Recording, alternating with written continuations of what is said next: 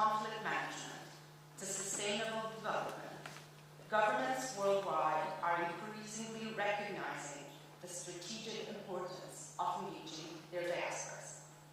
Fully harnessing this potential becomes an issue of governmentality, involving comprehensive national strategies and often establishing new tailored institutional bodies, sometimes creative avenues and at all times incentives. This panel will lay out these government visions, their tools and strategies in activating, attracting, and engaging diasporas. It will hopefully walk us through some of the practical steps governments have taken towards engaging these communities.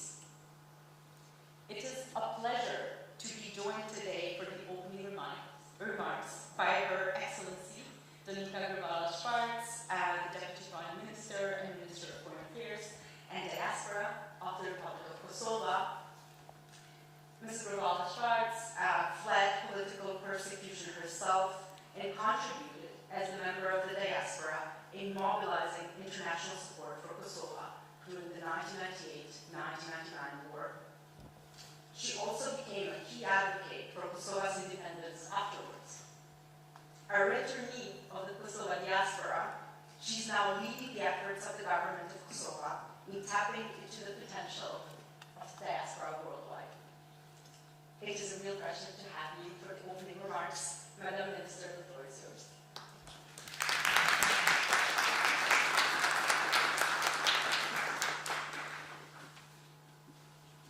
Thank you very much for your very kind opening.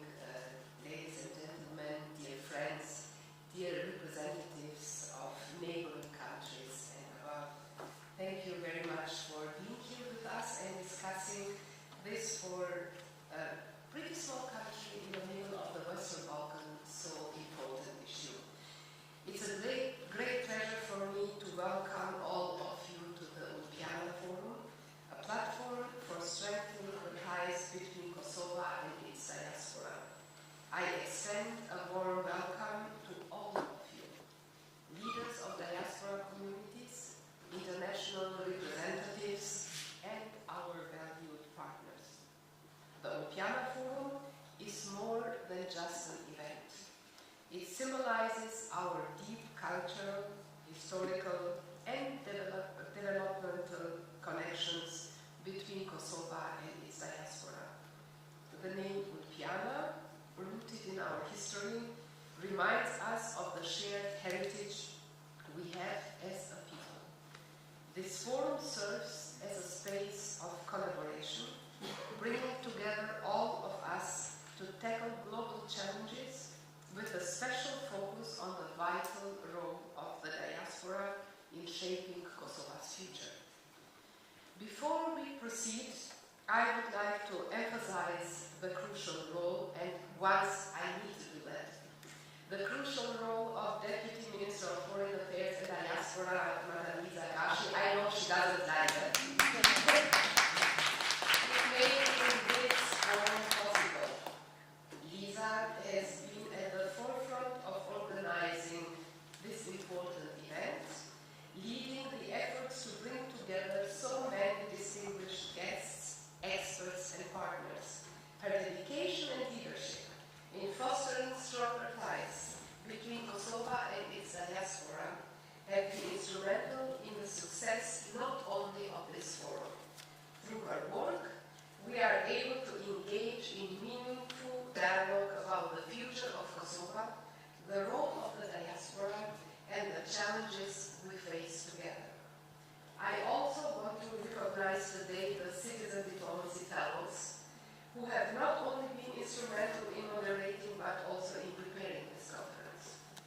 The CDF program, which brings young professionals from the diaspora to Kosovo for a 10-month period, has been pivotal in connecting our government with the global Kosovar community. Their energy, fresh perspectives, and passion for Kosovo's growth continue to inspire and shape our diplomatic efforts. We are grateful for their invaluable contribution to this forum. The diaspora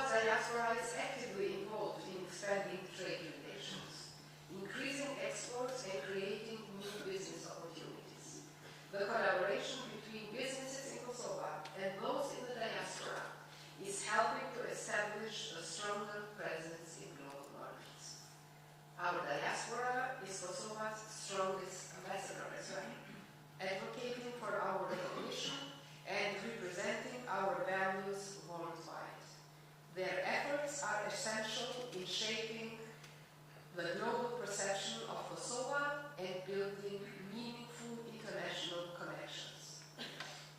But Kosovo has made tremendous progress and has much to be proud of. A strong democracy and rule of law. We have built a democratic system where the rule of law is paramount, with institutions dedicated to serving the people of Kosovo. Our commitment to human rights and gender equality. Kosovo is deeply committed to ensuring equality for all its citizens, regardless of gender, ethnicity, or background. Our economy continues to grow steadily, and we are working hard to ensure that this growth is sustainable and benefits all our citizens. Kosovo plays a vital role in maintaining peace and stability in the Balkans, with over 92% of our population supporting Kosovo's integration into the European Union and NATO. We recognize the immense value of our diaspora, and the government has implemented several initiatives to empower and engage them. Let me mention just some of them. Through the Enjoy Kosovo campaign, we are showcasing Kosovo's rich cultural heritage and inviting investments in the tourism sector. We are working to make it easier for our diaspora to participate in the democratic process, and efforts to streamline voting procedures are already underway. For the very first time, our diaspora will be able to vote in our embassies and consulates worldwide. We are actively engaging the diaspora in developing key sectors such as education, healthcare, and technology, encouraging investments that contribute to Kosovo's sustainable growth. The Balkans remains a region of significant challenges. Our northern neighbor, influenced by Russia, continues to destabilize the region. Kosovo, however, remains committed to peace and stability and is determined to protect its sovereignty and the security of its citizens. The growing influence of Russia and other destabilizing forces in the region pose a threat to peace and security.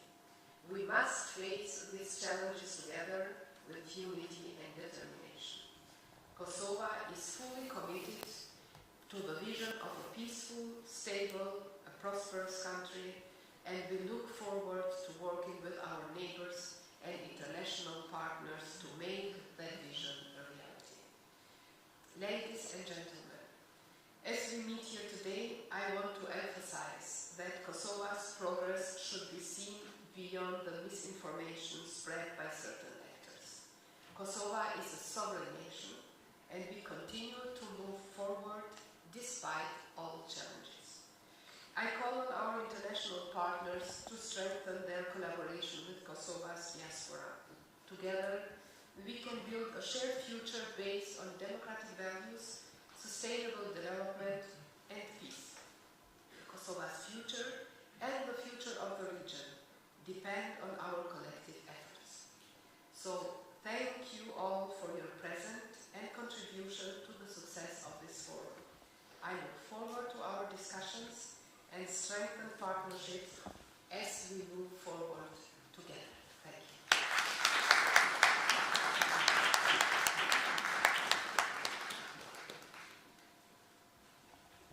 Thank you, Madam Minister, for those remarks and for setting up a vision for our panel today. I'm sure we'll keep thinking about those points as we move forward with the discussion. Today we were honored to be joined by His Excellency Jordi Santos. We will have his advisor instead, Mr. Miguel Sousa, former member of Parliament of Cabo Verde and advisor to the government of Cabo Verde, and Minister Jordi Santos. Cabo Verde is a country with a big diaspora, so we may have a lot to learn from your experience. The floor is yours.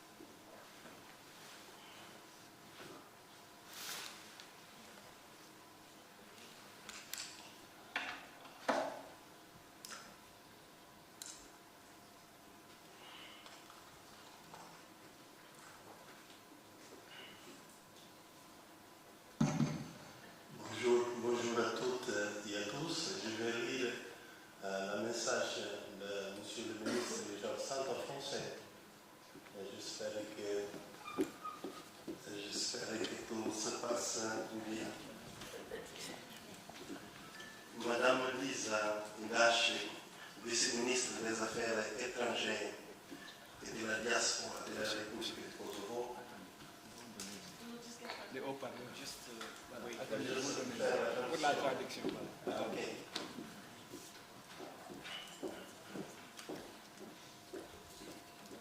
C'est bien.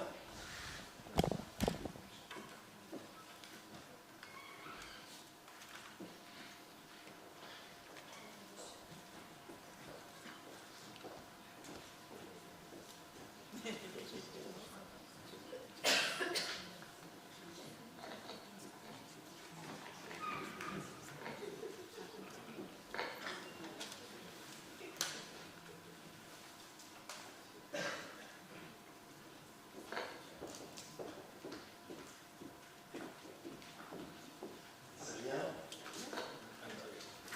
Bonjour à toutes et à tous. C'est un grand plaisir que nous sommes ici dans cette forum. Je vais passer à lire le message de M. le ministre Jean-Santos. Madame Lise Gache, vice-ministre des Affaires étrangères et de la Diaspora de la République du Kosovo, honorable membre du gouvernement, membre du corps diplomatique, orateurs et participants, honorables invités, mesdames et messieurs.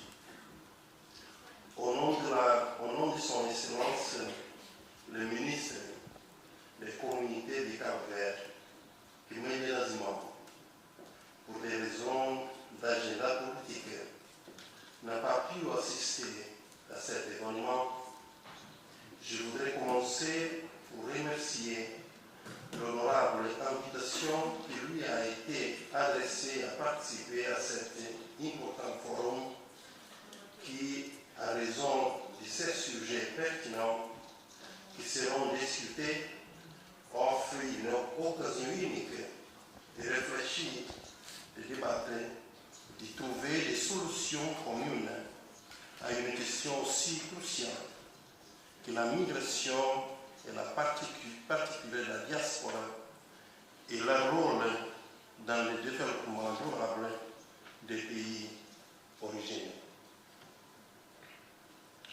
Comprendre la dynamique entre les communautés de la diaspora, les organismes gouvernementaux et les acteurs du secteur privé est essentiel pour tirer parti du potentiel de transformation des diasporas dans le développement économique, social et politique de leur pays d'origine et de leur pays d'accueil. Et c'est précisément pour cette raison qu'il est nécessaire de comprendre comment ces difficultés parties s'intègrent et s'y complètent, car lorsque des liens solides et organisés sont établis, la diaspora peut agir, à mon avis, comme une force puissante au sein d'une nation et pour jeter des ponts entre les nations. L'immigration régulière et l'écolaire de la contribution des immigrations au développement des pays d'origine incarnée par les transferts financiers des diasporas. Le cas du Cap-Vert. Cap-Vert est un pays d'immigration. Selon les Nations Unies, le Cap-Vert fait partie des 15 pays du monde ayant le pourcentage le plus élevé de populations immigrées. Migration profil 2020 et 2017. L'un des moyens que Cap-Vert a trouvé pour répondre à la réalité des ressources a été un courant d'immigration qui s'est avéré très important en termes économiques, culturels et politiques. En effet, L'idée d'immigrer comme stratégie de réussite personnelle, familiale et sociale est profondément ancrée dans les sociétés capverdiennes. D'une longue histoire d'immigration à partir des îles commence avec la découverte d'archipels en 1460 par les navigateurs portugais, avec des premiers moments d'expression particuliers à la fin du XVIIe siècle et au début du XVIIIe siècle, lorsque les Capverdiens ont commencé à partir pour l'Amérique, où la chasse à la baleine a commencé, et depuis lorsque l'immigration a emmené les Capverdiens sur tous les continents. On estime que 25% de notre population totale, soit environ 500 000 habitants, selon le dernier recensement, vivent dans le monde, vivent au Cap-Vert, et qu'environ 1 500 000 vivent à l'étranger. En d'autres termes, environ 55% de notre population diasporique vit dans les Amériques, États-Unis, Canada, Argentine, Brésil, Bolivie, etc. 30% en Europe et dans le reste du monde, dans des pays tels que le Portugal, la France, les Pays-Bas, l'Espagne, l'Italie, le Luxembourg, la Suisse, la Suède, la Belgique et le Royaume-Uni, et 13% en Afrique subsaharienne, Angola, Côte d'Ivoire, Guinée-Bissau, Sénégal et São Tomé et Príncipe. Cela nous amène à conclure que le développement durable du Cap-Vert ne peut être envisagé sans la pleine intégration de sa diaspora. Au fil des gouvernements nationaux successifs, des mesures politiques ont été adoptées à l'égard de nos communautés dans le monde, les reprochant de leur pays d'origine. Dans l'immigration, beaucoup de nos compatriotes ont donné de manière désintéressée et patriotique le meilleur d'eux-mêmes dans les luttes pour l'indépendance nationale et plus tard dans la construction de la consolidation de l'État de droit démocratique. Le gouvernement issu des premières élections démocratiques au Cap-Vert en 1981 a eu la volonté politique de faire des immigrés capverdiens des citoyens à part entière, dotés d'une citoyenneté politique, leur permettre d'être élus et de s'y présenter aux élections législatives et présidentielles. À cette fin, la loi sur les doubles nationalités et la plurinationalité a été adoptée dans les années 1980, mettant fin à des années du système qui privait de nombreux Capverdiens. Les actions contenues dans les programmes du gouvernement, dans le plan stratégique pour le développement durable du pays et dans le plan stratégique pour la communauté ont donné au pays une nouvelle ambition et une nouvelle direction dans tous les domaines. Elles définissent et reconnaissent la diaspora capverdienne comme une ressource stratégique endogène qui étant à la fois nationale et transnationale est l'une des principales sources de financement économique et social du pays, avec une importance et une signification extraordinaire progressivement placée au premier plan des options de financement pour notre écosystème de développement durable. L'objectif est d'offrir à la diaspora capverdienne un traitement digne, l'intégration et l'autonomisation en partant du principe que nos communautés jouent un rôle important dans le développement des relations extérieures. Elles représentent l'un des piliers de la promotion économique du pays, de la création des capacités d'investissement et de la promotion de la culture et de l'identité nationale.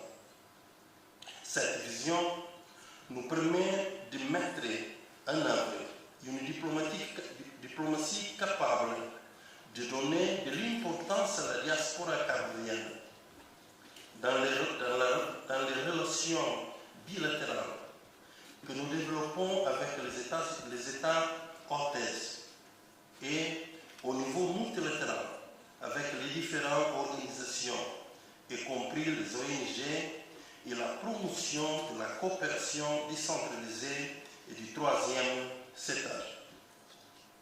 Nous devons être clairs sur ce que nous voulons pour notre pays et son développement à tout moment, en impliquant la pleine intégration de la diaspora dans la modèle de développement durable, en introduisant des réformes qui favorisent l'adaptation progressive de l'administration publique à l'art du monde et rééducation légitime.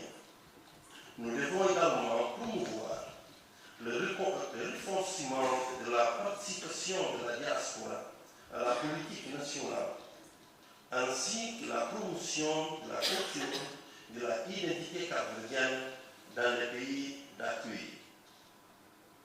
Il s'agit également de soutenir les différentes formes d'organisation de notre diaspora, la mobilisation du capital humain qui existe, l'intégration et la conquête des passés politiques, sociaux et culturels dans les pays d'accueil.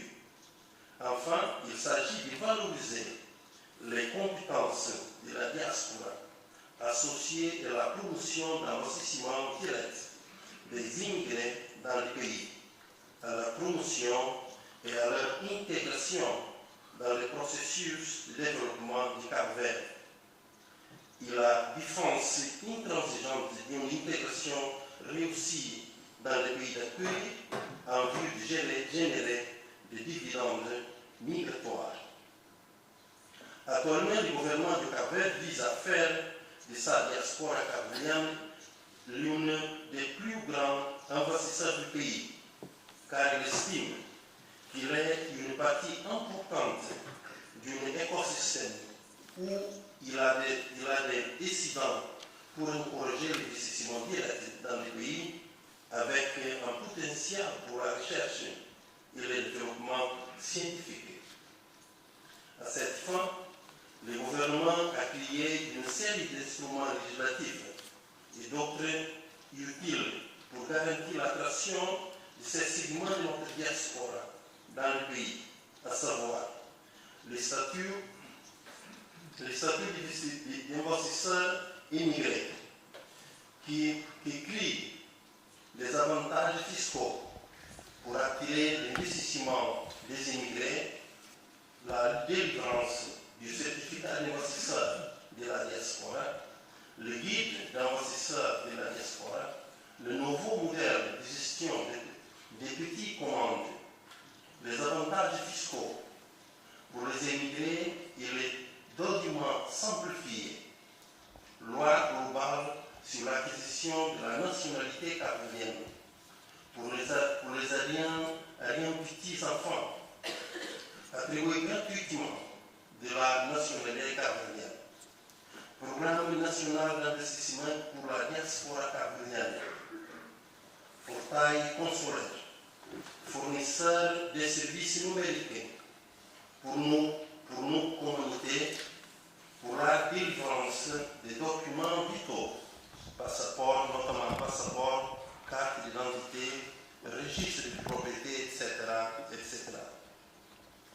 programmes visant à promouvoir la participation des entreprises de la diaspora à travers les Diaspora Bonds, Diaspora Invest et les obligations Blue X de la bourse du Cap-Vert. La diaspora cap-verdienne est également un acteur ailé dans l'amélioration du profil du Cap-Vert et la gestion de son prestige dans le monde. Et elle est de plus en plus considérée comme un élément central de référence et de fierté nationale. Notre objectif est d'intégrer la planification stratégique dans tous les domaines en favorisant un changement de paradigme dans la relation du pays avec son communauté à l'étranger. Le plan stratégique pour la communauté couvre également les domaines suivants et prévoit la fourniture de produits et des programmes à la diaspora capverdienne tout au long de cette législature jusqu'à 2026. La cartographie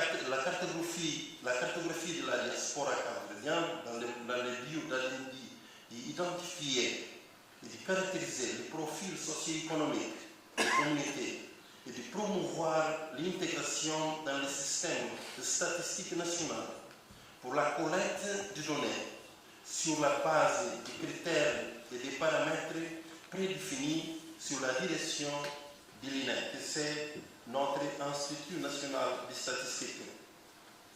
Le portail des communautés est une plateforme digitale pour assurer la connectivité et la communication fonctionnelle entre Cap-Vert et sa diaspora. Le conseil des communautés, le renforcement du rôle du mouvement associatif capverdien dans les pays d'accueil et au Cap-Vert à travers de l'adoption de lois qui favorisent sa connaissance légale au Cap-Vert et lui garantissent des facilités, capital humain, transfert de connaissances et de compétences, encourager la participation du capital humain de la diaspora ayant du bénévolat, du plaidoyer, du lobbying, des contributions philanthropiques, des connaissances scientifiques et des technologies, d'investissements directs dans l'économie et de la participation au marché obligatoire, du soutien au commerce et aux exportations, des facilitateurs de l'accès au marché étranger. Conscient que la relation entre Cap-Vert et sa diaspora sont bien et de ça de leur rôle potentiel, nous voulons inverser ce scénario afin que les pays puissent absorber tous les excédents générés sous forme de dividendes dans les pays d'accueil de nos citoyens, de nos concitoyens.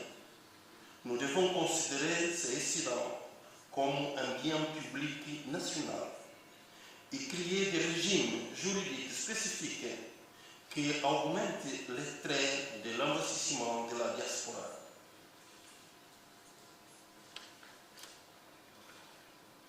À notre niveau,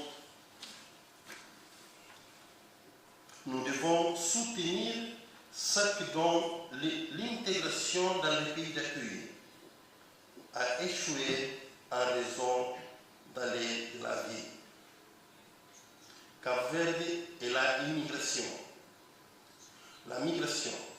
Pour le gouvernement du Cap-Vert, la migration en plus qu'une question de grande importance dans la relation diplomatique et la coopération bilatérale avec des pays amis qui accueillent nos concitoyens. C'est un facteur qui a un impact sur les vies des peuples et des pays d'origine, ainsi que sur les celles des peuples et des pays d'accueil. Dans le même temps, il influencie directement et indirectement l'ordre politique multilatéral. Les Nations Unies, l'intermédiaire de l'OIM et l'organisation régionale telle que la CEDEAO et l'Union africaine jouent un rôle fondamental dans le règlement et le plaçant sur les routes de la mobilité orientée du sud vers le nord. Récemment, le gouvernement du Cap-Vert, en partenariat avec l'OIM, a organisé une conférence internationale sur le thème Futuration Agenda for the Global Engagement of the Diaspora.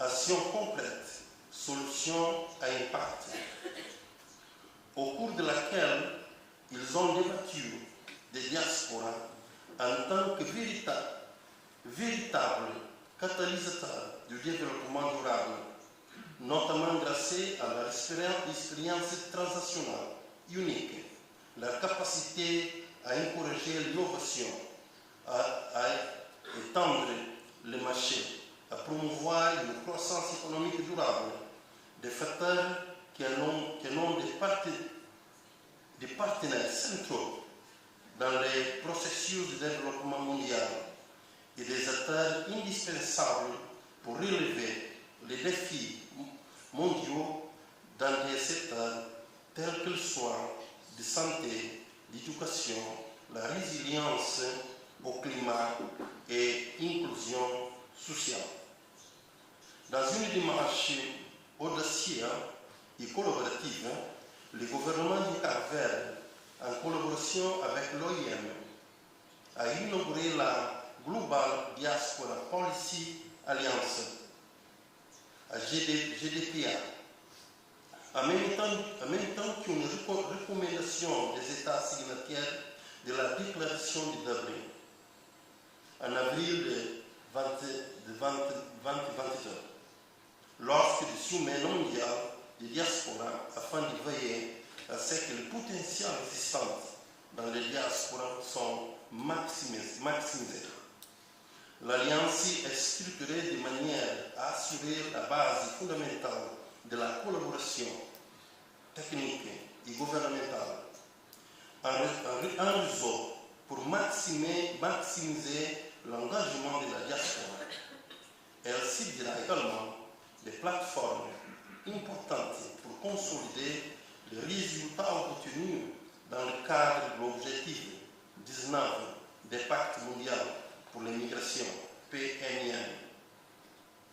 Il est essentiel de promouvoir et de renforcer la coopération internationale, régionale et locale afin de garantir un flux diplomatique positif, un dialogue constructif entre les États et d'établir des accords et des actions multilatéraux et bilatéraux conjointes qui sont essentielles pour promouvoir la migration pour des voies régulières et sûres afin d'éviter l'exploitation des problèmes juridiques et les conditions dans la gérance. Les désinformations et des conséquences dramatiques à la migration est un exemple. Il est essentiel de modifier la perception du public et les discours sur la migration et sur les immigrants, ce qui nécessite des efforts conjoints pour lutter contre la désinformation, disconstruire les mythes et éliminer toutes les formes de discrimination. Je voudrais souligner le rôle des technologies d'information, sans négliger celui des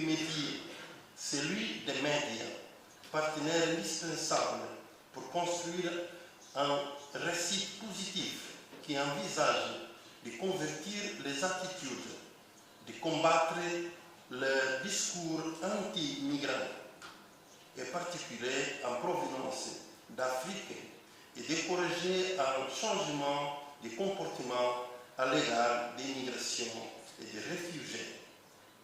Le ministère des communautés du Cap-Vert continuera à donner la priorité à la mise en place d'accélérateurs qui rendent le Cap-Vert économiquement attrayant pour ces communautés d'immigrants et des descendants et pour tous ceux qui choisissent Cap-Vert comme destination pour vivre et travailler. Cap-Vert se sent privilégié de prendre une part active à ces dialogues et discussions internationales visant à créer la condition propice à la mobilisation des ressources humaines, matérielles et financières de la diaspora au profit du développement durable. Je voulais retirer mes remerciements à la vice-ministre des Affaires étrangères de la diaspora de la République du Kosovo pour son honorable invitation et j'espère que cette importante réunion permettra de partager des expériences novatrices et de formuler des conclusions et des recommandations pertinentes sur un sujet aussi actuel et pertinent. Je vous remercie de votre attention. Merci.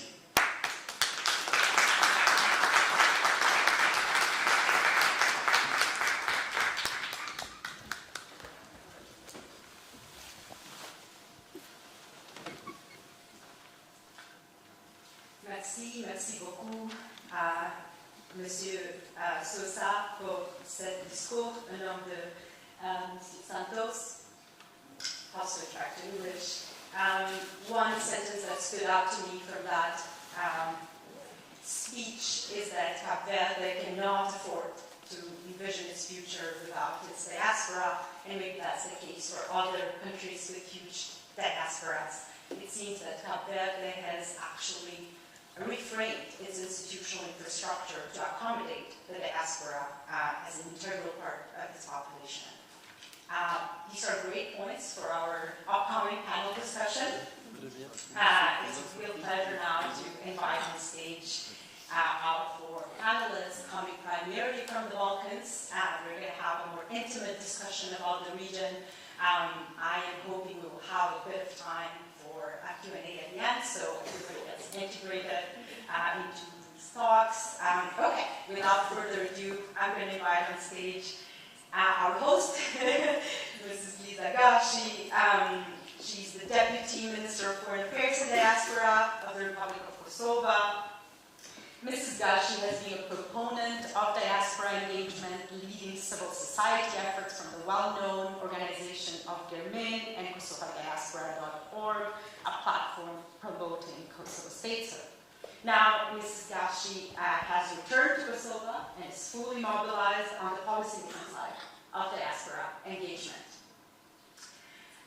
Mrs. Sita Anagnosticebe is the Deputy Minister of Foreign Affairs of Albania. Mrs. Anagnosticebe is also active in local governance as she serves as a member of the City Council of Tirana. Mrs. Anagnosticebe previously advised the Prime Minister of Albania and was Chief of Cabinet of the Minister of Internal Affairs. Welcome. Mr. Zoran Dimitrovsky is Deputy Minister of Foreign Affairs and Foreign Trade of North Macedonia.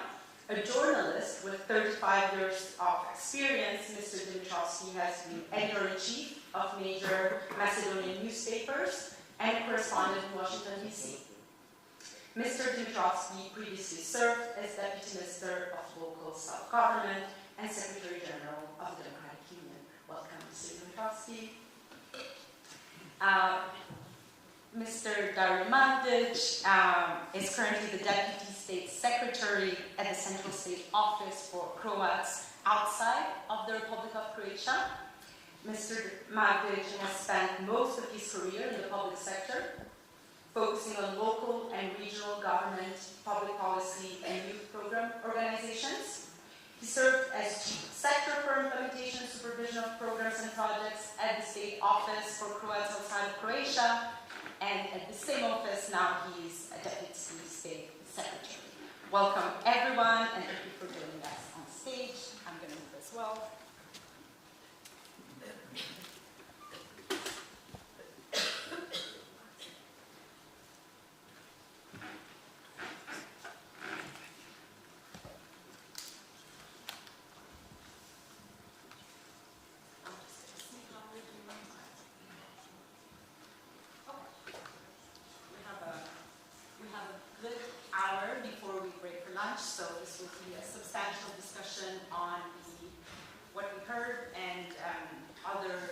statements that really appear from the specific experiences of these countries in the Balkans.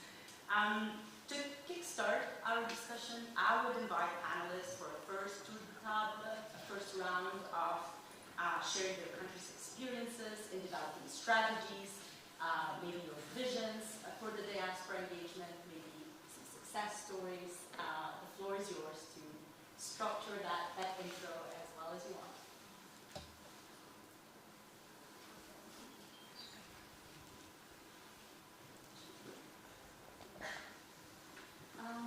Hello everyone. Dear Deputy Prime Minister and Minister of Diaspora, I'll call you today because this is what we're here for. Dear colleagues, dear Lisa, extinguished guests, but I should call you friends. I would like to open my statement with some verses of a poetry from a very well-known Albanian poet that is part of Diaspora. Come, my friend, take in the scent of my heart. That's what my grandmother raised me. I love the conversations around the great fire. To survive, I had to be stronger than God. Here, have some raki and a cigarette. If you're hungry, you are at your own home. This is Skender Sharife. He had an Albanian from Albania father and an Albanian mother from Montenegro. He was born in Kosovo and he was raised in Belgium and France. He's from Albania, from all over where Albanians live, and he's an extinguished poet. A secret, I have poetry very close to my heart, and I believe that art and culture and sports are what unites us. Albania has this very good example of how different religions coexist. And I believe that this should be an example to be followed by everybody else. Because so far, religions seem to divide people. And this is what our Albanians from the first immigrants that immigrated in Greece and in Italy were faced with. They had, the majority of them were from Muslim origins, let's call it, and they were faced with living in a foreign country, with a foreign religion, and they were seen as strangers. So they had to face a lot of difficulties. The same as the Albanian diaspora from Kosovo. What is a very good example that both our governments do, the government of Albania and the government of Kosovo, is we don't divide our diaspora when it comes to practical terms. To us, they are Albanians living abroad, and we have an obligation towards them. This is why we have had agreements on making it possible for the Albanians abroad to learn, to continue to learn the Albanian language so that they don't forget their mother tongue, and they also know how to read and write, and they also can continue to preserve their culture. We have unified books that we distribute all over the world where Albanians live. So this is something that we are very proud of. What the government of Albania has done for our diaspora people is, so far we have been receiving remittances from them. A lot. They send money back home to their parents, to their brothers and sisters that are not maybe economically and financially so well established.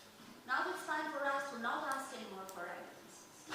Now it's time for us to create all the necessary conditions for them to invest in their country. And there is this new initiative that the government of Albania is introducing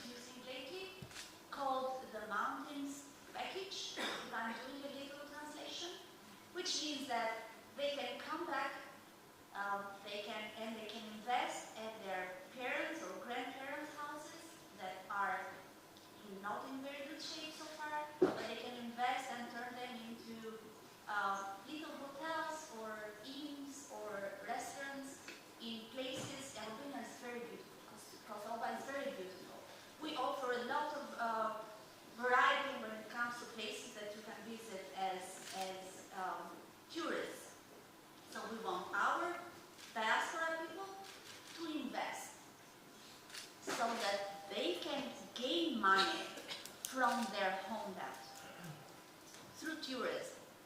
Tourism in Albania has been developed very much in the last years, and also because the government has invested a lot to construct the roads and all the infrastructure for the tourists to feel at home and to reach our beautiful seaside and our mountains very easily.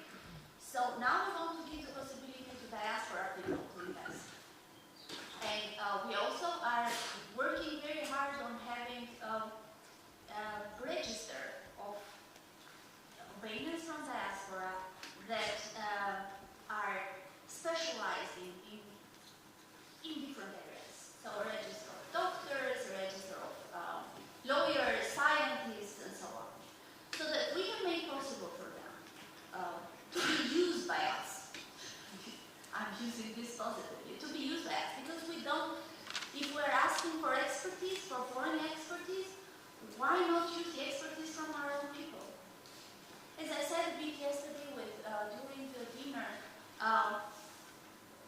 diaspora doesn't owe us anything. We owe to the diaspora, because when we were not in a very good economic shape and financial shape, they, through remittances, helped our country to have higher money circulation.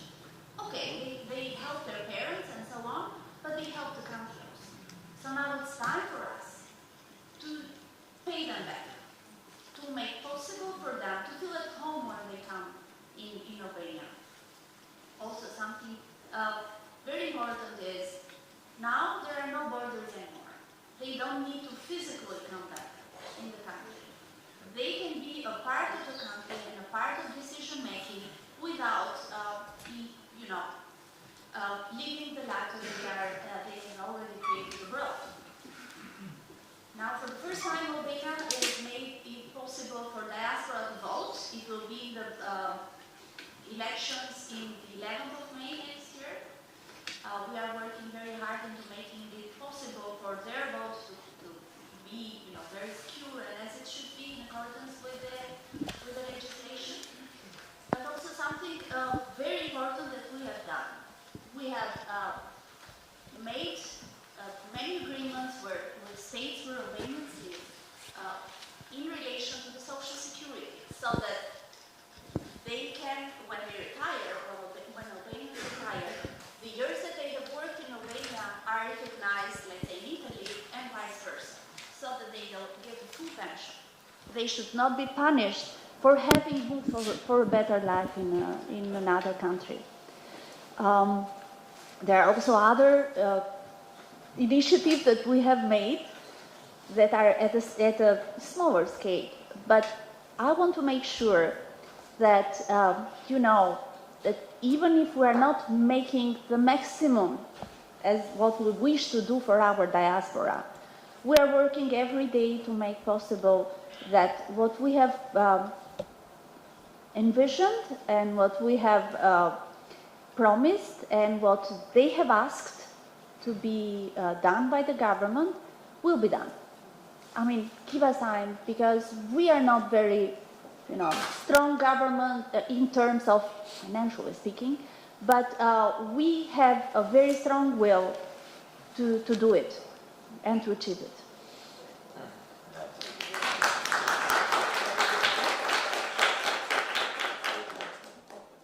Hello everybody, dear ladies and gentlemen.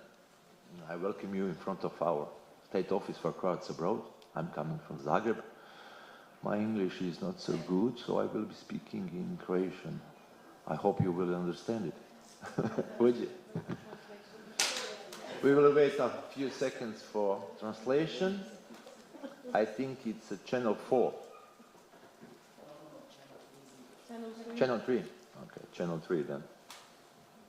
Once again, I welcome you all. It is a great pleasure to be here together with all of you and share some of our experience and knowledge in the field of relations with our diaspora. Now I'm going to start in Croatian. Slušajući nekoliko ranijih govornika, is it okay? A? Primijetio sam... Is it okay? Can you hear me? Da su se govornici i predstavnici država i vlada koji su do sada izlagali susretali uglavnom sa sličnim ili istim problemima. Iste takve ili slične probleme ili izazove imali smo i mi u Hrvatskoj. Povijest iseljavanja u Hrvatskoj izrazito je poznata i prisutna. Još od srednjeg vijeka Hrvati se iseljavaju do najnovijeg razdoblja od ulaska Republike Hrvatske u Europsku uniju, kada je pokrenut novi val ekonomskih migranata. Uslijed tih okolnosti Republika Hrvatska izgradila je jedan od najmodernijih, najčvršćih i stabilnijih sustava odnosa sa Hrvatima izvan Republike Hrvatske. Sve osnove naših javnih politika proizlazi iz našeg Ustava, kojim je zajamčeno da će Republika Hrvatska štititi prava hrvatskih državljana izvan Republike Hrvatske, a hrvatskom narodu u susjednim državama omogućiti posebnu skrb i zaštitu. Sukladno našem zakonu imamo 3 kategorije Hrvata izvan Republike Hrvatske. Prvu kategoriju predstavlja hrvatski narod u susjednoj Bosni i Hercegovini, gdje su Hrvati suveren i konstitutivan narod. Drugu kategoriju, o čemu je danas bilo riječi u uredu predsjednika vlade, gospodina Kurtija, predstavlja hrvatska nacionalna manjina. To su Hrvati koji već više od 500 godina žive u 12 europskih država i ostvaruju status nacionalne manjine. Tako, na primjer, ovdje u Kosovu imamo Hrvate koji žive već duže od 720 godina i potomci su trgovaca iz Dubrovačke republike. Oni ostvaruju status nacionalne manjine, pripadaju im određena prava, potpora i mi se u svakome razgovoru trudimo osnažiti njihov položaj. Treća kategorija Hrvata izvan Republike Hrvatske su hrvatski iseljenici. To su Hrvati koji su iselili s namjerom da žive i razvijaju se, afirmiraju u nekim drugim državama. Kada zbrojimo sve brojke Hrvata izvan Republike Hrvatske, dolazimo do ukupnog broja oko 4 milijuna, a isto je toliko nas i u Hrvatskoj. Želim napomenuti da svi Hrvati izvan Hrvatske nemaju hrvatsko državljanstvo, jer je riječ o mnogim potomcima 4. i 5. generacije, koji žive u prekomorskim zemljama Južne Amerike, Sjeverne Amerike, Australije i Novog Zelanda. Vratit ću se kratko na Ustav i na važnost odnosa Republike Hrvatske sa njezinom dijasporom, koja je rezultirala sustavom koji danas imamo u Republici Hrvatskoj. Od naše samostalnosti formirana su 3 posebna ministarstva za odnose sa dijasporom. A 2011. je donesena posebna strategija i zakon kojim je osnovan naš ured. Dakle, središnje tijelo državne uprave ispred Vlade Republike Hrvatske koje vodi brigu i provodi aktivnosti, programe i projekte namijenjene svim Hrvatima izvan Republike Hrvatske. Pored toga, na razini parlamenta imamo poseban odbor za Hrvate izvan Republike Hrvatske koji također raspravlja i vodi brigu o pitanjima od interesa Hrvata izvan Republike Hrvatske ispred zakonodavnog tijela u Republici Hrvatskoj. Imamo jedan izvrstan mehanizam koji se zove Savjet Vlade Republike Hrvatske za Hrvate izvan Republike Hrvatske i koji uključuje 55 predstavnika Hrvata diljem svijeta. Jedanput godišnje Vlada Republike Hrvatske organizira sastanak s njima, sluša njihove primjedbe, zaključke, preporuke i savjete kako unaprijediti politiku Vlade Republike Hrvatske i cjelokupnog sustava u Hrvatskoj prema svojim iseljenicima. Svake godine te zaključke zajedno i na razini cijele Vlade nastojimo implementirati u naše dokumente i pretvoriti u konkretne akcije. Pored ova 3 važne institucije, htio bih još samo spomenuti Hrvatsku maticu iseljenika. Ustanovu koja djeluje već više od 70 godina u području odnosa sa hrvatskom dijasporom i koja implementira i provodi sve programe i projekte iz područja javnih politika koji se osmisle i dogovore sa zajednicama Hrvata izvan Republike Hrvatske. Naš ured organizira nekoliko javnih natječaja kojim financira aktivnosti koje su od interesa Hrvata izvan Republike Hrvatske, odnosno hrvatskih iseljenika. Na godišnjoj razini riječ je oko 1000 projekata. Za djelovanje oko 2500 organizacija Hrvata izvan Republike Hrvatske. Nedavno je Republika Hrvatska donijela i najnoviji akt strateškog planiranja koji vrijedi do 2030. godine i u tom kontekstu Hrvati izvan Hrvatske i hrvatska dijaspora predstavljeni su kao važni partneri za ostvarenje 2 strateška dugoročna cilja. Prvi od tih ciljeva govori o važnosti sudjelovanja dijaspore u globalnoj prezentaciji i predstavljanju Republike Hrvatske i jačanju njezinog globalnog utjecaja. Drugi govori o mogućnosti da dijaspora osnaži demografski Hrvatsku, jer se, kao što je poznato, cijela Europa nalazi u velikom demografskom izazovu i sada hrvatski iseljenici i potomci hrvatskih iseljenika mogu i u tome kontekstu pružiti veliku potporu. Upravo nedavno, najnovija 16. hrvatska vlada osnovala je i posebno, i mislim da je to prvo takvo ministarstvo u zemljama Europske unije, Ministarstvo demografije i useljeništva, te su započeli planovi, projekcije i projekti za snažniji angažman i poticanje svih mjera koji će omogućiti povratak i useljavanje u Republiku Hrvatsku. Iz godine u godinu, osobito posljednje 2 godine, Republika Hrvatska ima pozitivan migracijski saldo. Sve se više ljudi vraća u Republiku Hrvatsku i useljava, a sve manje iseljava. Naravno, to su okolnosti koje smo i čuli kod ranijih govornika, koje su nakon pristupanja Hrvatske Europskoj uniji bile za očekivati, jer je puno hrvatskih građana potražilo budućnost u razvijenim zemljama Europske unije. Međutim, okolnosti, opći gospodarski razvoj i napredak Republike Hrvatske kao članice Europske unije, kao članice Schengenskog prostora i eurozone, dižu ukupnu razvijenost Hrvatske blizu 80% razvijenosti Europske unije, što je snažan magnet i alat za povratak hrvatskih iseljenika natrag u Hrvatsku.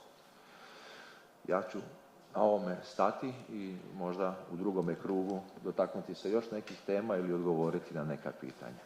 Hvala.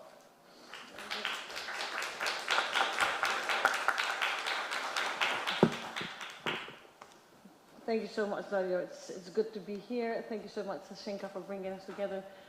Ladies and gentlemen, it's a very honor to have you here in Kosovo.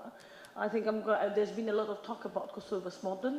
You've met this morning with the Prime Minister, our Deputy Prime Minister, Ms. Danica Gavana Schwartz. I think it's the best story of what the diaspora engagement really means. I think I'm giving three components of our strategy and framework. I think to begin with, I don't want to give the impression that everything we do is successful, because certainly there's a lot of challenges. And we spoke earlier with Silda, Daria, but Zoran about how much challenges there is, and particularly the diaspora engagement within the diplomacy piece. I think if I were to talk about the model of Kosovo, I would categorize it as a model that is based on community, care, and culture. These are 3 elements that defined our model. And what we're really asking out of our diaspora people is we're asking for their time, we're asking for the talent, but most importantly, we are asking them for a treasure. And treasure does not just come financially. I know our Minister of Finances will always talk about financial remittances. And when I talk about programs to invest in community, I say, what about social remittances? I don't think it's a surprise that Kosovo tops the chart of the Western Balkans in terms of democratic and economic indicators, because the social remittances has played a crucial role into the democratic indicators of our country. In many ways, our diaspora resides in countries that are well-established democracies, but also countries where accountability is a high level. So I'd say a big portion of our democratic indicators, I would argue, is in due with this relationship that we have with our diaspora community.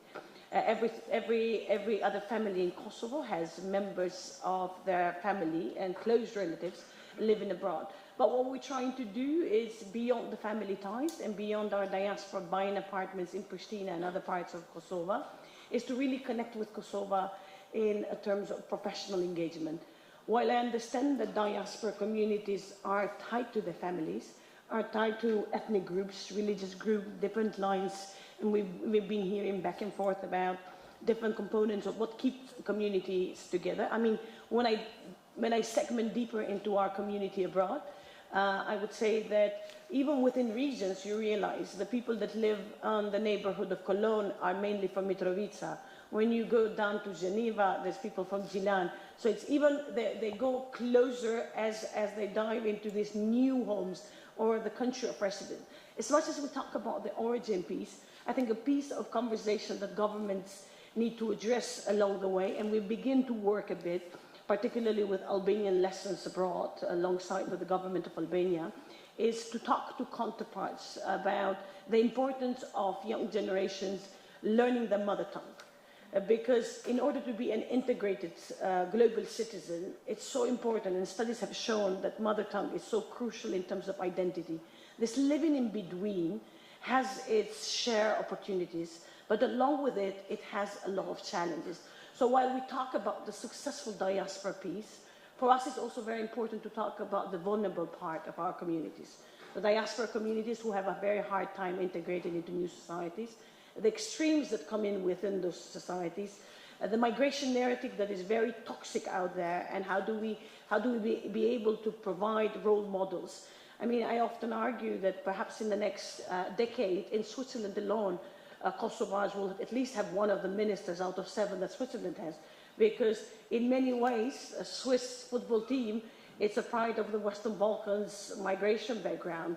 And so there's some stories that have begun to unfold, but while they unfold, we also have to understand the other side of the story, the people who are a bit afraid of this migrant waves. So how do we want to build of it? It's an effective communication. We want to have a two-way dialogue. We've begun having those dialogues since day one in the government. We want to be able to get our missions, diplomatic missions, more in tune with our community. It's no surprise that we have 6 consulates in Germany, because we have close to 1 million diaspora members. And we are at home 1.6 million people. Only Kosovars with the Kosovo passport holders are over 500,000. That to say, if you count the first and second raised and born generation in Germany, they are no longer just Albanians. They are German Albanians to begin with, because their first identity come with a new country, despite the fact that their parents might be from Kosovo, from North Macedonia, from Montenegro, but they could also have a transnational family as well, because we also have to add a new factor into the dimension. More and more we have transnational families, and how do we navigate this cycle? What we see here is Kosovo an opportunity is really an opportunity for development, for bringing talent, know-how and skill transfer. I do want to just note 2 examples. One is the scientific diaspora, which is a community of scholars around the world who pride themselves on either ethnic lines or a country of origin matter. And this community is growing, but it's also well integrated into other societies.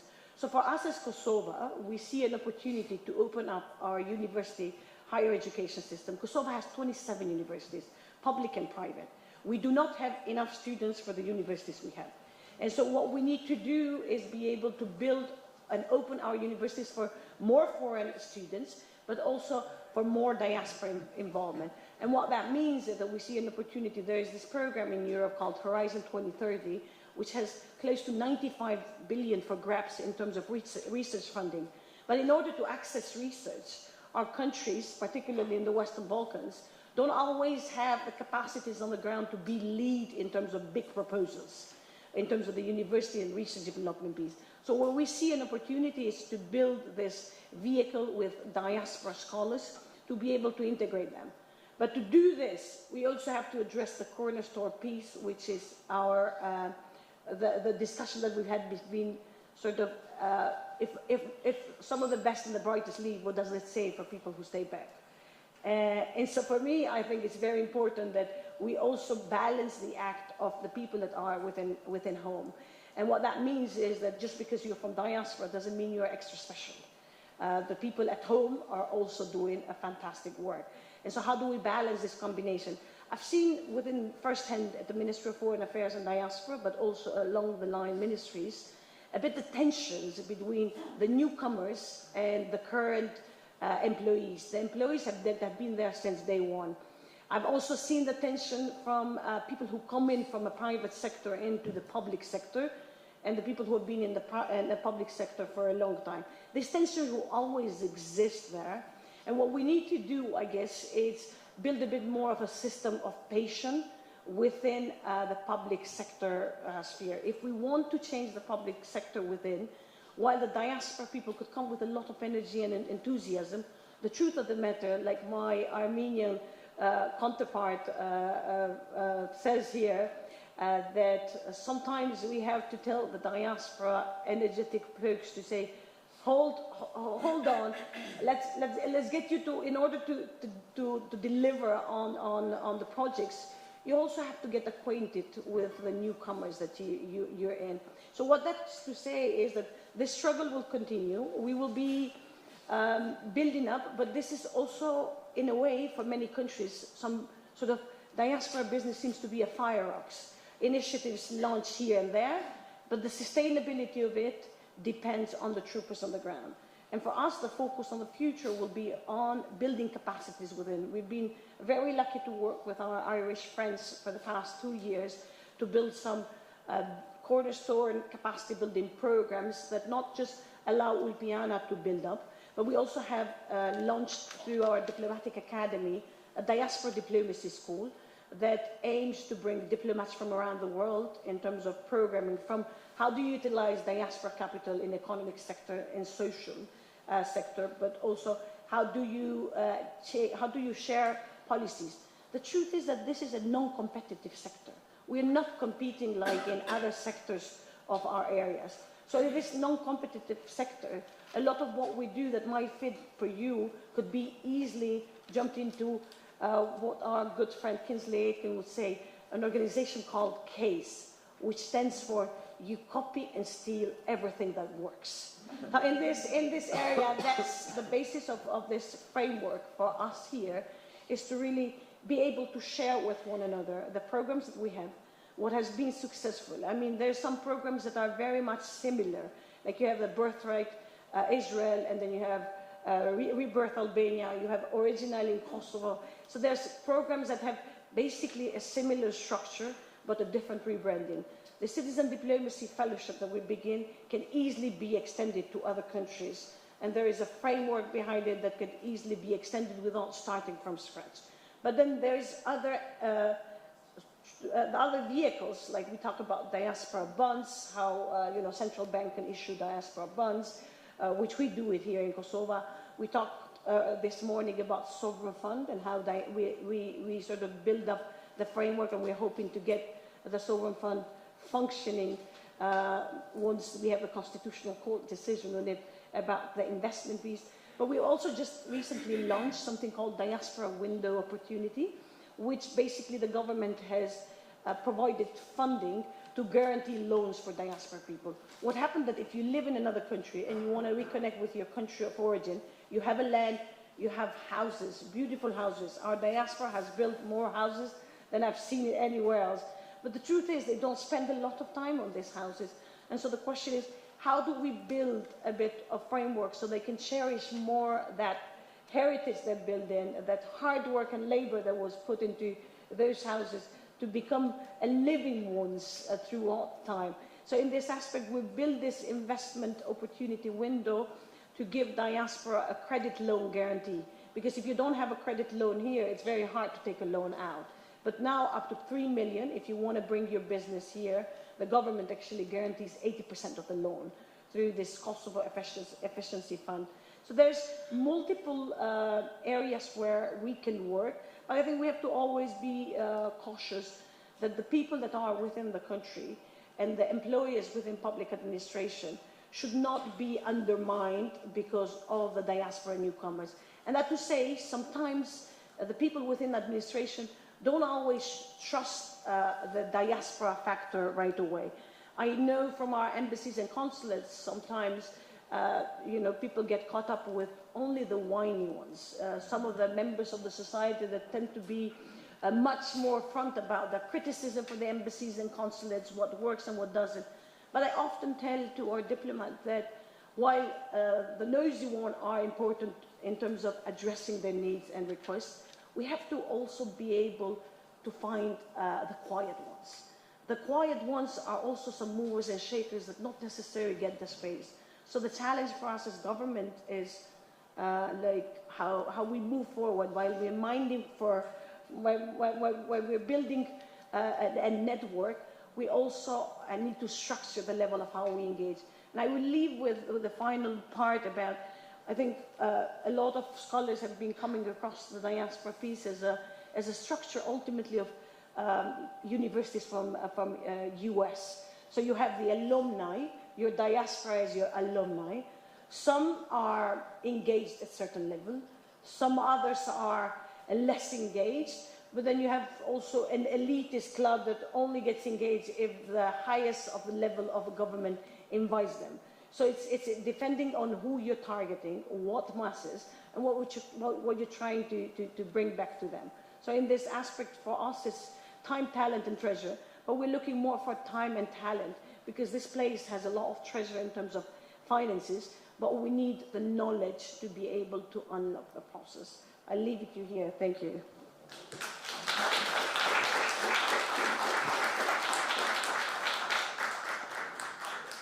Okay, let me thank you again for inviting me to this very important forum on diaspora, which is a very unique, I think, for the region and elsewhere in Europe.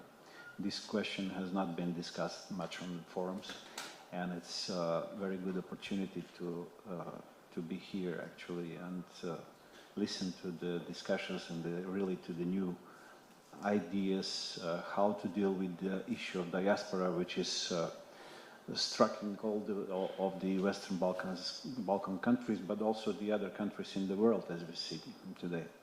So as to the numbers and figures, I should say that we in North Macedonia, in Macedonia, we are actually similar to Kosovo. Our last census 2 years ago was that our country's lost like 300, 400,000 people only from the last 10 years, actually. So people left the country and they are becoming a new diaspora. As to the estimates of the World Bank, for instance, around 670,000 Macedonians and Albanians from Macedonia as well left the country in the last 30 years or so. And we have the figures of our diaspora living abroad in all continents. For instance, in Australia, around 150,000, in United States, around 150,000, 200, and also in Europe. So it is estimated that the number of people are around 40% of the diaspora living abroad, actually. So, of Macedonians and Albanians both. But there is an issue also of, as far as Kosovo is concerned, and our neighboring, actually, country, we have a shared diaspora. The shared diaspora is there because the Albanians from both countries, actually, they are relatives, they marry each other, and when they go abroad, actually, they become the members of this diaspora, and that's why we are sharing it with Kosovo, this diaspora, in the countries in Europe, especially in Switzerland, in Germany, Italy, elsewhere. And this is important note because there should be some even common initiatives how to engage this diaspora into our policies as governments. It is very important to say that from the outset of 90s, when Yugoslavia fell apart, the former Yugoslavia fell apart, and the countries from actually the republics from the region becoming the independent states, the Macedonian diaspora helped a lot in establishing the independence of the country and becoming a member of United Nations as a country. So there was a an organization of diaspora, which was the World Macedonian Congress. And it was launched by NGOs, but also supported by the government in our country. And they contributed a lot in lobbying and making the thing to happen, actually, because if you know from the very beginning, we had this issue of name issue with our neighboring country, Greece. And it was very difficult for a country like Macedonia to become a member of United Nations, which these vetoes that we faced, firstly on the level of United Nations, as we are facing today with some other countries, but that's another issue. But the establishment of the independent state, actually, and its membership in United Nations was very much supported by this diaspora, and I think they did a great deal of impact on becoming, for Macedonia to become a member of United Nations in the 90s. So later on, there was, after the independence, actually, there was a huge impact of this diaspora in the whole life. So people were enthusiastic that the country is becoming independent. I know that for Kosovo as well, people contributed a lot for the country to be established as an independent. But for Macedonia, it was really a very good endeavor of our diaspora. So we owe them. If we are speaking now today, what should the country do? Actually, we owe them a lot. During the years, and I should not say anything new here, but for instance, you've been speaking about Kosovo, that you have like 1 billion in remittances from your diaspora. In the year of 2022, that's the year that we have the numbers, Macedonian diaspora contributed 2 billion euros. We are not a bigger country than Kosovo, we are similar, but it is probably that the families and others actually supporting the families was much more important for Macedonians, because so the poverty rate was very high, and after the year of pandemics, actually, it was also very important. So this year we had 2 billions, and these numbers are still in the same range even today. So it's a great contribution, not only to the family, the life of the families, but also to the account of the state, the balance account of the state for foreign trade. And it is helping a lot of the overall economy of the country. So we are owing them. And on the other hand, the diaspora, because previously there were a lot of jokes. We have a diaspora from 60s, you know, from former Yugoslavia, which emigrated, and there were a lot of jokes of diaspora that they are going there and they are giving nothing to their country. They don't want to spend their $10 or 10 euros, whatever, German marks in those times for their country. And there were a lot of jokes about them, but this diaspora was, I would say, an old diaspora, which was more or less uneducated, went into work actually to the European countries, but also to different continents like Australia and United States, Canada. And so they were undereducated, working, for instance, in bigger automotive companies in Detroit, Chicago, Ohio, Illinois, in some blooming industries, but very basic jobs they were having. So this was the diaspora that we had a vision of in our country. When you say, who is diaspora? So these are these people who are uneducated, working somewhere abroad, getting money, and don't want to spend the money in Macedonia. So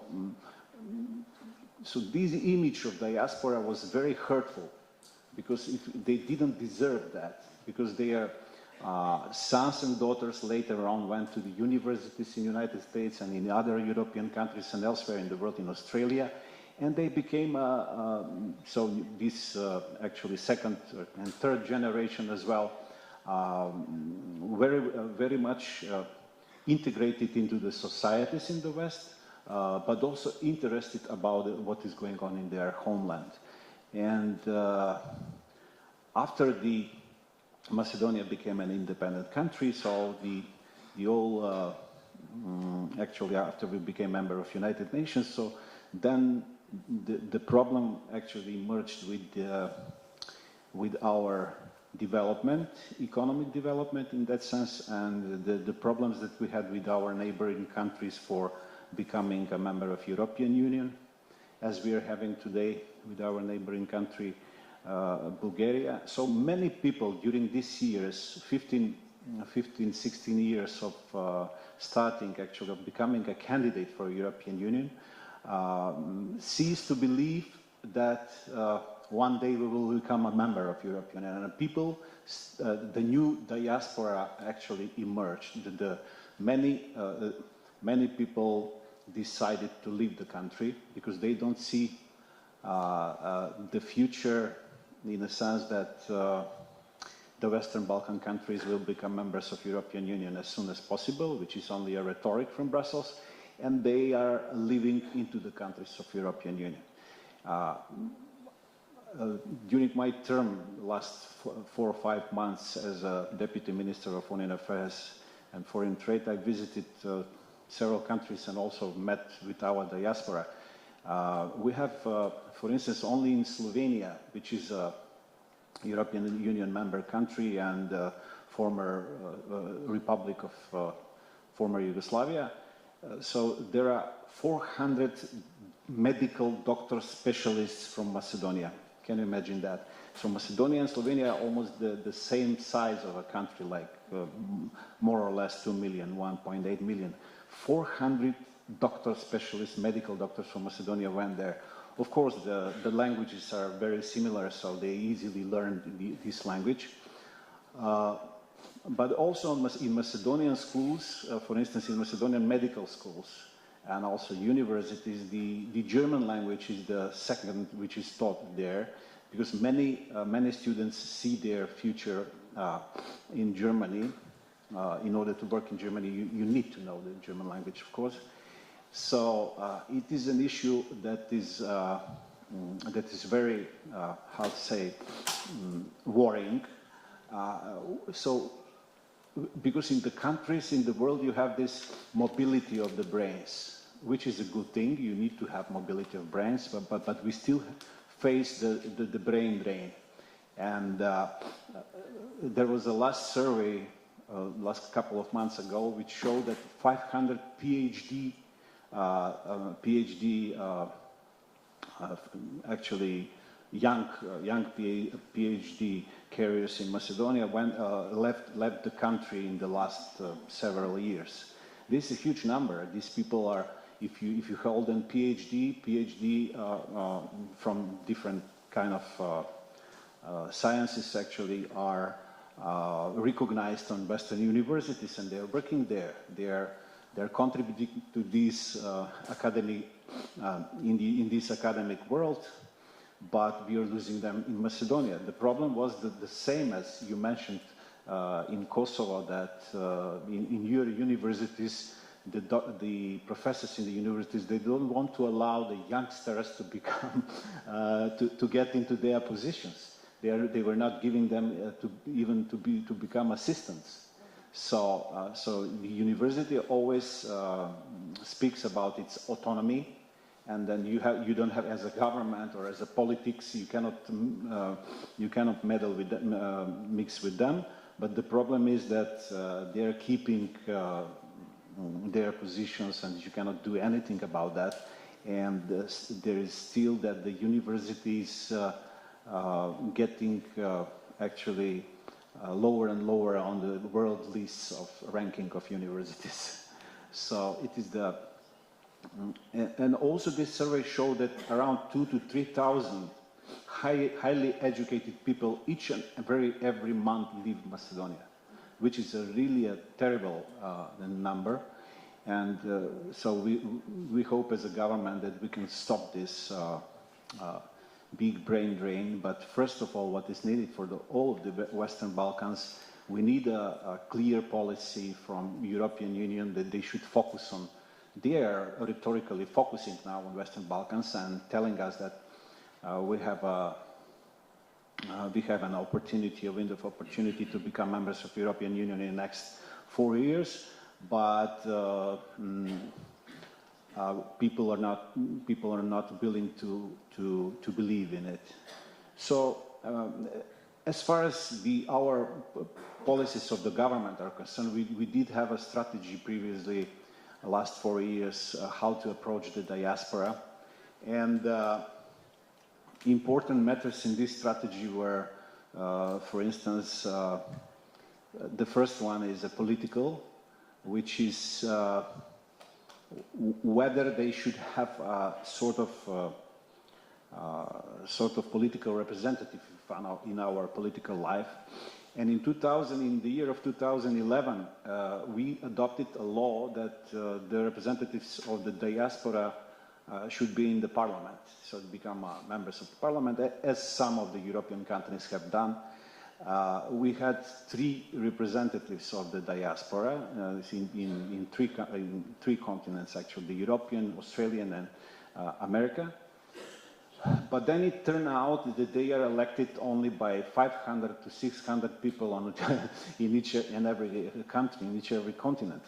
So, because the problem was that we don't have so many embassies and consulates in the world. If you're voting in Canberra, for instance, if we have an embassy in Canberra, but we don't have, let's say, the Macedonians are living in Brisbane, in Sydney, and in Melbourne. So we have some consulates in these cities, but not everywhere, of course. And also in America, the same thing, in Europe as well. So people cannot go to vote to embassies, and only a small amount of people go to vote. And even it was misused, actually, I would say abused by political parties, because what is the diaspora? Diaspora, they should be connected to the state.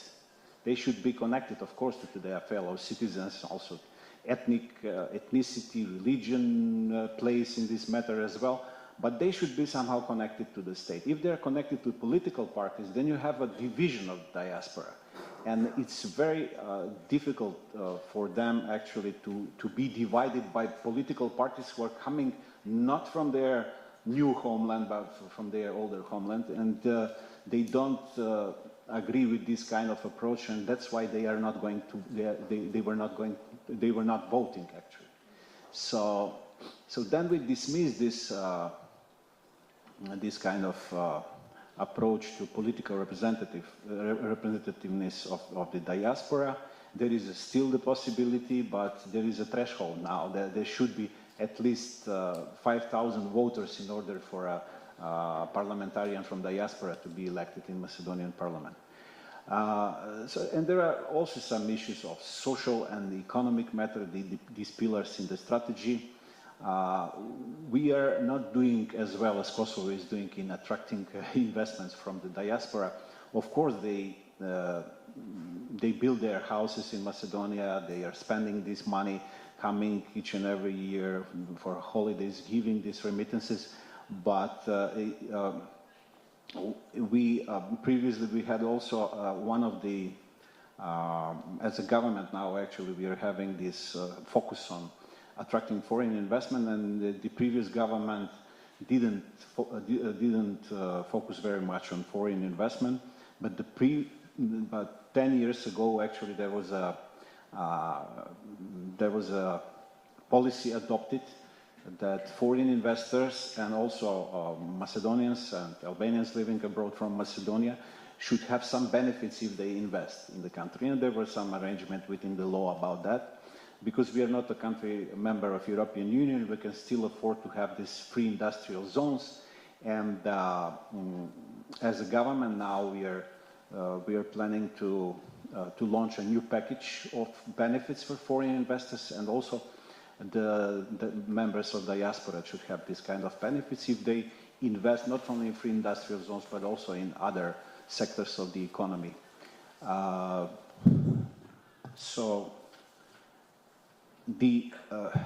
should stop in a few sentences, don't worry about that. We are running out of time.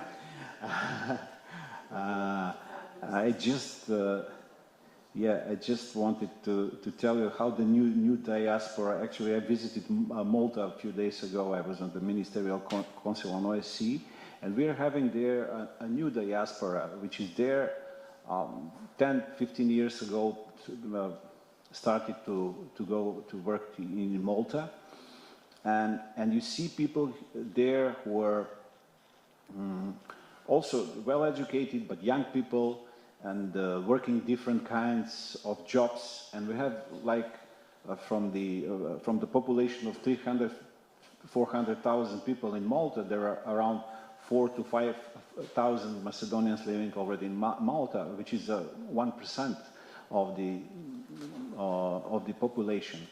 So, and these people are even they are young, and they feel connected to their homeland, but they are in need, for instance, for their children to learn Macedonian language.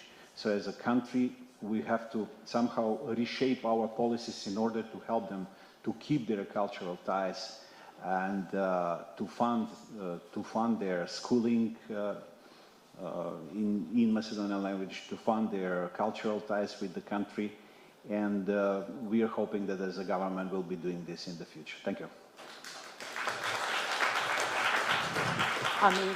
Thank you very much for those remarks. I've noted down so many strategies going from language, voting, fellowships, mountain packages, institutional design to accommodate diaspora, support from the diaspora in international organizations, membership.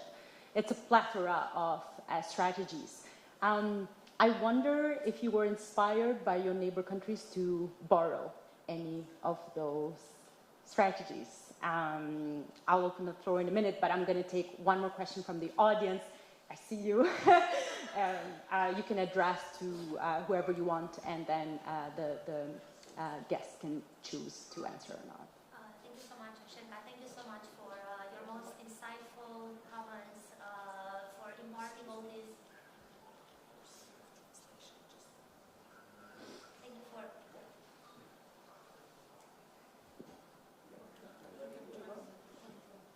Can you hear me?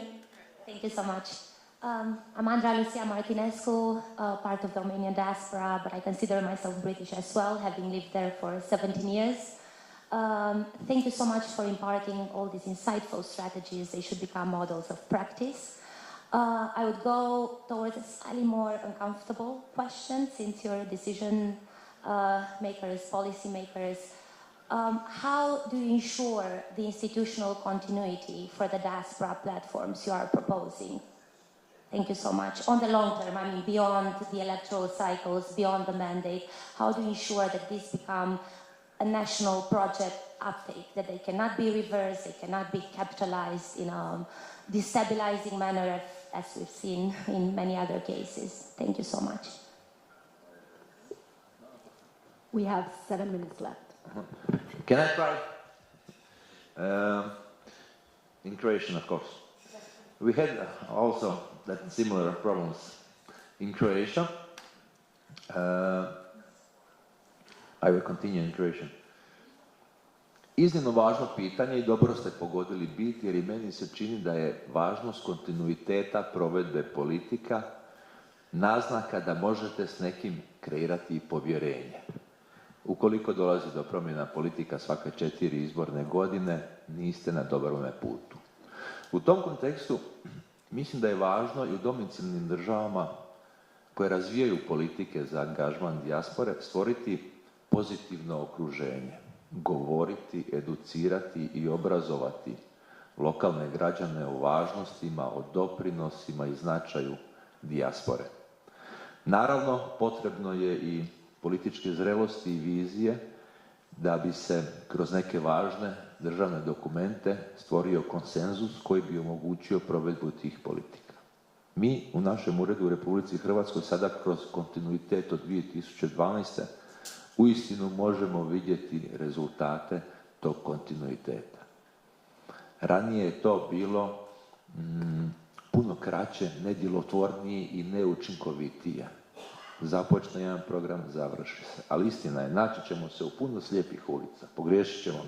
I mi smo griješili isto puno. Međutim, sada postojeći projekti ukazuju na pozitivne rezultate, za što je bilo potrebno i određeno vrijeme. Teško mi je reći, ali bojim se da je ipak nužno i vrijeme za provedbu nekih stvari.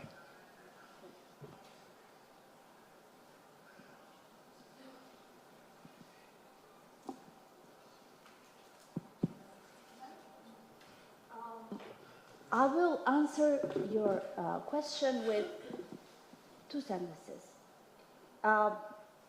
We have a long diaspora and strategies and bylaws and a lot of initiatives so that we can strengthen the diaspora and also not strengthen them, but strengthen the mentality that the diaspora is needed, very much needed, so that any government that comes after us doesn't have another choice.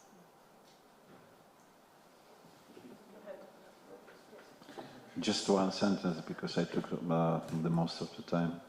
One of my friends who is working with the NGOs dealing with diaspora says, when asking him about the strategy towards diaspora, and he said, you know, there are two different things you can do. The one is you can either engage them or estrange them. So this is what you should think about when thinking about policy, doing policies and strategies about diaspora. And I think that it's very important to know how to engage them, how to engage not only them, but also the society where you are, and the government and the institutions, NGOs, business people, to deal with this problem. Actually, this is not a problem. It should be an opportunity. So, and this is what I thought. I would say two things. First and foremost, the governments have to decide whether they want to be an implementer or a partner. If you want to be an implementer, you have to focus on the people of your administration. So capacity building, and capacity building. But that to say, the generations come and go, and priorities come and go. We will not be able to ensure that the diaspora policy remains at the top level of every government, because it would really depend on what the population want and how the trends come along. But I think for the case of Kosovo, diaspora has been vital from day one. I mean, before we had embassies and consulate, we actually had embassies and consulate. It's precisely the community that left during the 60s to bring bread and butter to the table, the community that left at 80s as a part of political exile, the 90s with a mass exodus of refugees. So these waves of migration, forced and willingly, were part of what our community was created about. But I do want to note that within where we are, Kosovo today celebrates 16 years of independence and 25 years of liberation. To come where we are, it has not been an easy journey. Diaspora has played a crucial role. Back in the 90s, to continue learning Albanian, they gave 3% of their earnings abroad. Back in the 90s, they supported Kosovo's Liberation Army to be able to build the base for our liberation struggle. Until our independence, diaspora has been crucial in terms of getting Kosovo independent and where it is. Beyond the independence and the state-building efforts, our diasporas have come, whether it's through engagement professionally or directly working in the government or running as MPs. So it is our stories, and we've lived this in-between life since forever. But that to say, to be able to sustain a policy, not just in diaspora, but across the sectors, it would take time and maturity. I often, when I meet my counterparts, and I say, look, when you look at an administration of a country who is celebrating 250 years of independence, and you are in front with a 16 years of experience, you realize that this comes with maturity of institution. And as we build institutions, we have to focus on the talent. I understand now we have this new wave of looking about public administration. I don't know actually what the future of public administration would look like with this whole new tendencies of more efficient public administration. That will give us some more time to think about the future. But I don't think we will ever be in a position to replace civil servants with robots or civil servants with some sort of technology.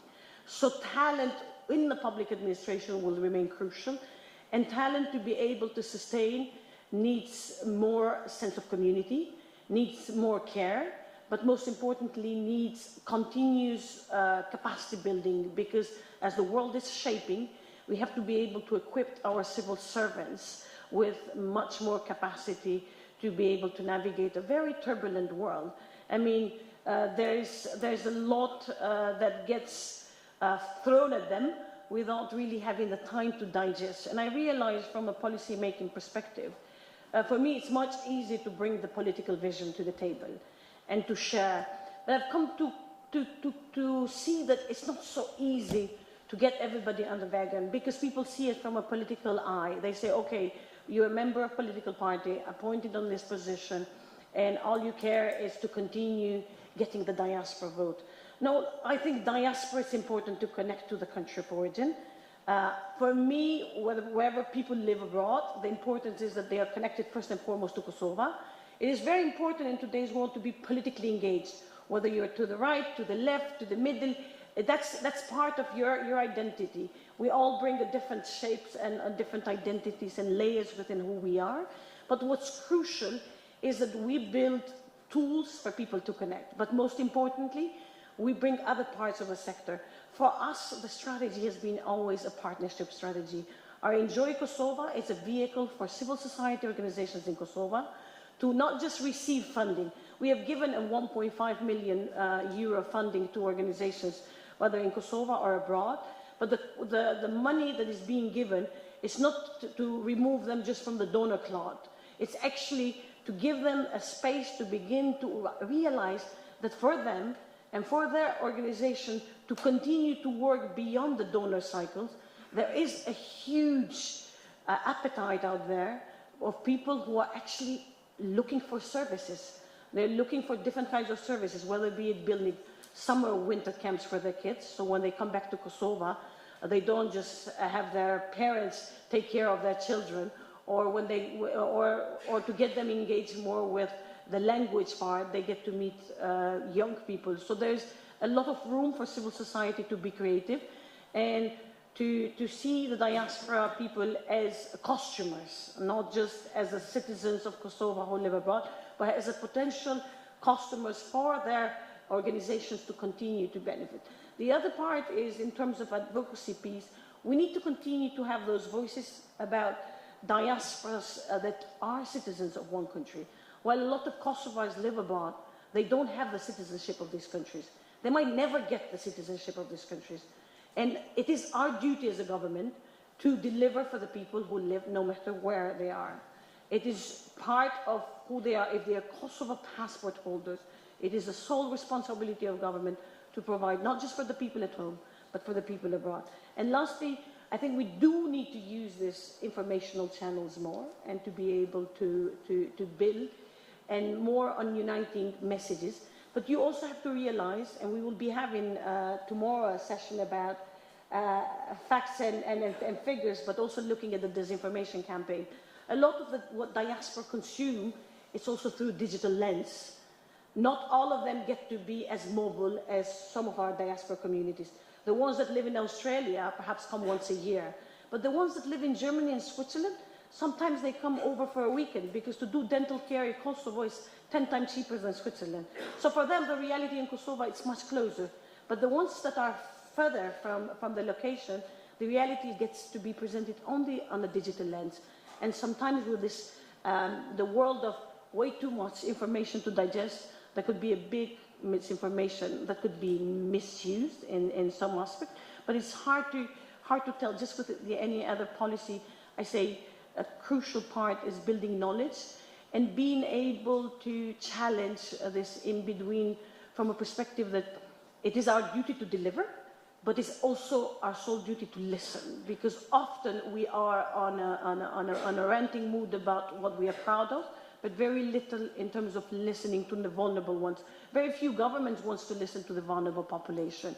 because they are a risk when it comes to, and some of the most vulnerable community abroad are diasporas that either are in social care, that are not so successful.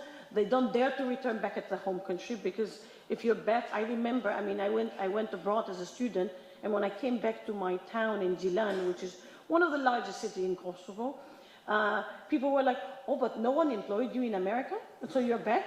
And so it's even to come back, there is this in-between that is challenged. Amazing. I actually saw your hands. I know you have burning questions. Please save them for the lunch. It's a long lunch break. I don't want to be responsible for a hungry audience, so I think we're going to close it. And a cold audience. So I think I'm going to close it here. Thank you so much for your remarks, and I hope the conversation continues.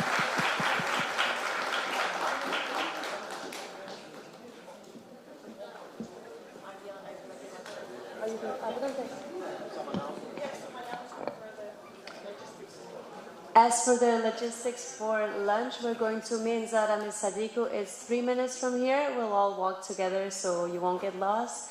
And also remember to follow us on social media, Ulpiana Forum. We're on all channels, and you can use the hashtag Ulpiana Forum 2024, and I'll repost. Enjoy your lunch, and thank you so much for this panel.